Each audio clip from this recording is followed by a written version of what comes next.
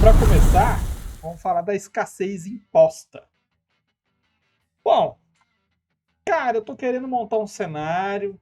Esse cenário aí vai ter um reino e o reino é meio tirânico assim.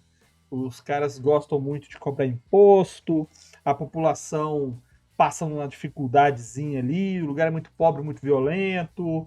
Quem gosta de Game of Thrones, né, vê que para os nobres ali tá massa, mas na cidade tá uma loucura, tem violência, opressão, falta de dinheiro, tá constelação, né? O pessoal está estudando constelação familiar, tá fazendo aquele negócio, só as coisas absurdas. Aí você fala assim, cara, eu queria ter um espírito desse daí no cenário, que é para deixar os jogadores atentos, os personagens ficar espertos.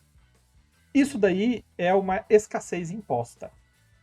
Não quer dizer que você tem uma real falta de recursos. Não quer dizer que as pessoas não produzem comida. Não quer dizer que as pessoas não produzem riqueza. Não quer dizer que elas não tenham equipamentos. Não quer dizer que elas não tenham não existam as coisas que elas precisam. Significa que existe alguém, alguma organização, alguma estrutura, alguma entidade, alguma inteligência, um grupo que simplesmente consegue apartar um outro grupo de ter as coisas que eles precisam. Então, quando você vai usar a escassez imposta, você está falando de governos tirânicos, repressão religiosa, é, é, luta por poderes, luta por recursos, alguma coisa onde alguém manda e alguém tira. Tá? E é perfeito para você colocar aí no seu cenário de tirania. Quais são as características principais que você adota para ter essa escassez imposta? Primeiro, você tem que elencar o que vai faltar. Você tem que pensar em quem vai ter acesso e quem não vai ter acesso a isso. O nível de poder e organização que vai ser necessário para que exista essa separação. E se, de alguma maneira, existe uma chance ou não dessa escassez ser vencida. E aí você começa a criar o seu cenário. Exemplo. Tá aí uma imagem meio romana, né? Então vamos falar assim: existe uma cidade fora de Roma, lá nos limites do Império, e essa cidade é uma cidade grande. Só que lá um pretor, um general, alguém de comando, começou a governar com muitos soldados. E é uma cidade muito delicada, porque é uma cidade perto de fronteira, então tem muito estrangeiro que faz comércio ali. E esse general, esse governante, esse líder, começa a ter medo que essas pessoas se organizem, que essas pessoas façam um levante contra a sua administração ali nesse local. O que esse cara vai começar a fazer? Esse cara vai começar a aumentar os impostos, aumentar a vigília nas ruas, vai começar a fazer coleta da alimentação. Então, mesmo a produção das pessoas para elas, eles vão armazenar ela em algum lugar. Aí as pessoas têm que dar esse alimento e tem que ir lá buscar o próprio alimento, porque o cara está centralizando a organização de tudo. Na visão dele, ele está protegendo recursos. Ele não precisa ser mal, ele não precisa ser o vilão, mas ele está protegendo os recursos. E para a população? Para a população, esse cara é um tirano. Por quê?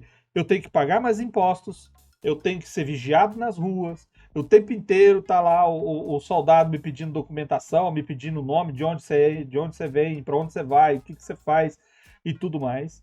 Direto me tomam as coisas. Eles vêm aqui na minha fazenda, levam meus animais, levam minha comida e levam lá para um depósito onde eu tenho que ir lá buscar para ter de volta. E eu fico passando necessidade porque eles estão racionando as coisas que eu mesmo produzo. Ou seja, você criou uma tensão social, uma falta de recursos, mesmo existindo os recursos. E é um ambiente que, apesar de ser planejado para evitar uma revolta, evitar um rompante, um levante ou um tipo de invasão, acaba fomentando rebeldia. Então você pode usar esse tipo de escassez para criar um governo tirânico, uma célula rebelde, um ambiente de levante popular, uma revolta, uma trama urbana, guildas ilegais, guildas de ladrões. E aí você pode crescer acima disso várias e várias e várias outras temáticas que você partiu simplesmente por segregar a sociedade e tirar de certas partes da sociedade elementos que lhes são necessários. É poderoso e você faz muita campanha cabeça com esse tipo de plot, tá? Pouca coisa gera tanto poder político quanto imposição ou criação de escassez, né? Especificamente, e assim, mais uma vez, escassez pode ser de qualquer coisa, né?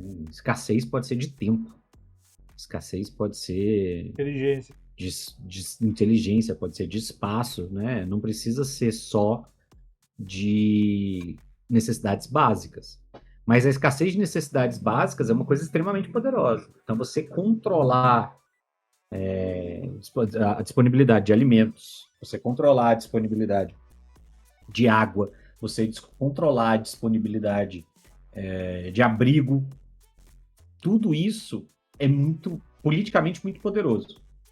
Politicamente muito forte. Quando eu falo politicamente, eu falo no sentido de interações sociais em maior escala, né?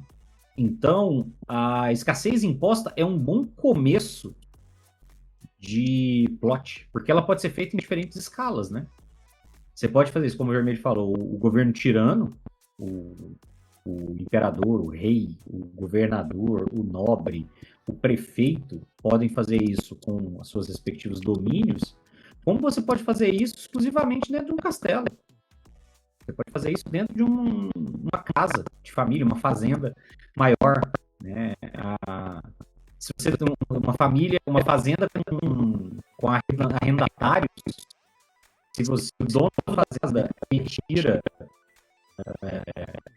o direito de explorar a terra de alguém, se ele, então, se ele pode impor esse para confundir de uma família de arrendatários para outra, ele está colocando em risco toda a sobrevivência das pessoas. Né? E aí você vive distornado. Então, assim, não é só, claro, o resultado financeiro de um pedaço do pote. Mas esse é um ponto crítico. Né? A escassez imposta geralmente é um fator bastante relevante de criação de conflito. Dificilmente a escassez imposta é bem aceita. Dificilmente ela quem sofre com a escassez imposta aceita de bom grado. Então, essa imposição normalmente vai ter que ser exercida de alguma maneira mais incisiva, normalmente pela opressão. E isso é um fator gerador de conflitos e é um fator gerador em RPG, normalmente de aventura. O Fala Arthur escreveu uma mensagem. O que acha, Opa, bem-vindo aí, Arthur. o que acha do XP por ouro como um motor para além do aspecto narrativo? Motor de jogo, no aspecto mecânico. E aí ele fala dos jogos old school, né? Dos escola velha. Cara, eu já vi essa mecânica aí e eu acho válida. Desde que ela funcione. Né? Porque quando você já tem um sistema voltado para isso, é uma coisa. Agora, se você tiver que fazer um outro sistema funcionar dessa maneira, aí você já tem que tomar certo cuidado. E é difícil, aí a gente não indica? Não, cara, faça. Tem muita aventura que eu narro que eu nem faço gestão de grana. Os caras têm dinheiro. Eles têm dinheiro. Eles acharam dinheiro, um baú de dinheiro. Eles têm dinheiro. E a gente vai no. Tem para isso, não tem para aquilo. Agora eles têm uma quantidade boa, agora eles têm muito, eles têm pouco. Então, se você pode fazer esses arredondamentos, pelo menos ao meu ver, com posse, com essa mecânica, você também pode fazer com essa mecânica do XP ouro. De boa. É só uma metodologia, né? E lembrando que tem que estar de acordo, né? O pessoal tem que entender como é que funciona para dar certo.